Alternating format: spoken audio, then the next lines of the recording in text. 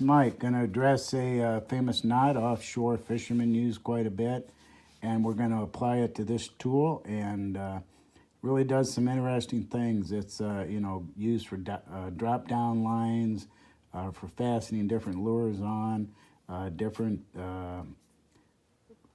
say like snaps, what have you. It's really a great knot, ties up super strong, and it's a very unique way of turning.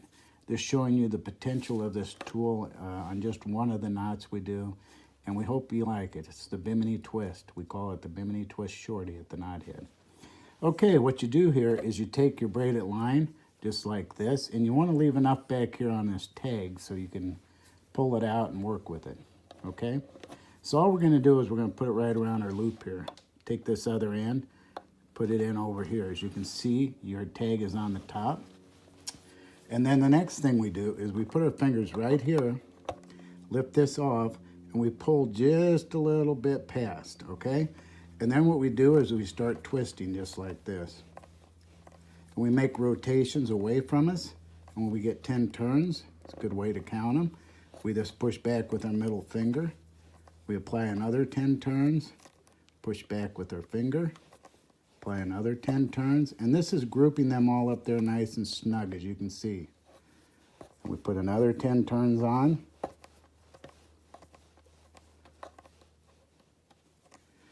And we push them up, just like that. And then we put a few more turns on. So we got 40-some turns, about 45 turns on this. Then you just bring this up, place it over the post, just like this.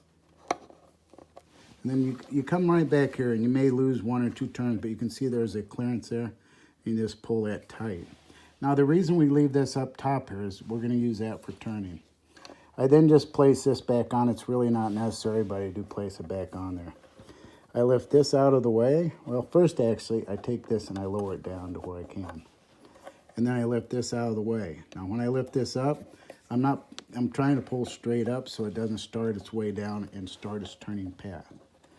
I work my finger right into here, and as you can see, if you're watching, as I reach in there, it's starting to apply turns in the downhill fashion. And this is a turn you can always fix. Okay, so now I've worked both my fingers in there. And you can see I'm already down here.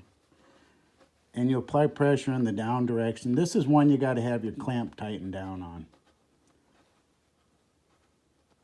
And I just kind of rock my fingers. You can see them working up there, and they're really getting tight. Then I simply take my hand just like this, and I can leave it right there. And the first thing I do with this is I pull tight on this tag line, okay? And that kind of helps bring them all in. And then I take and I put this through, and I grab it right here and bring it back through. And I bring this right down. I want to hold at the end of my turn so it doesn't go up on it. And I pull in that half hitch right there. Okay, you're pretty safe to let off now. Don't want to put a lot of pressure on it. Then I come through just like this on the other side, and I go under, and I put an under half hitch on it. And I also draw that down.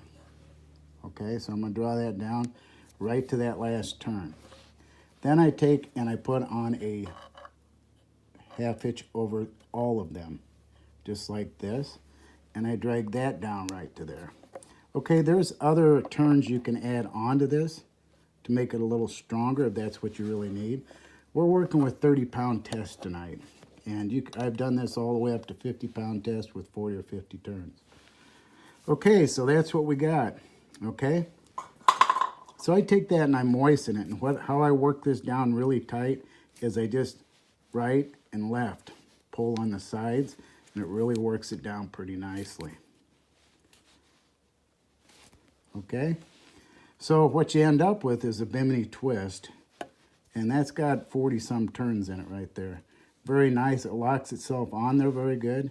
It becomes a very strong knot, and it's a great place to turn it.